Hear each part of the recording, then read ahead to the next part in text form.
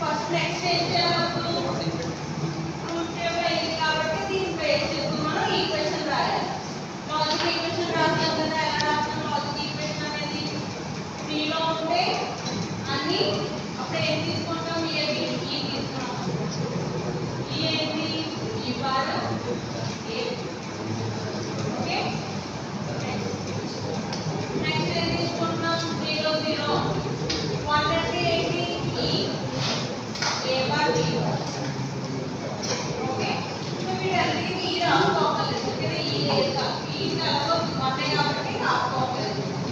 బయట తీసుకున్నాం normal next ఏంటి 0 1 అంటే A bar B plus next ఏమవుతుంది A B bar next A okay ఇలా తీసుకో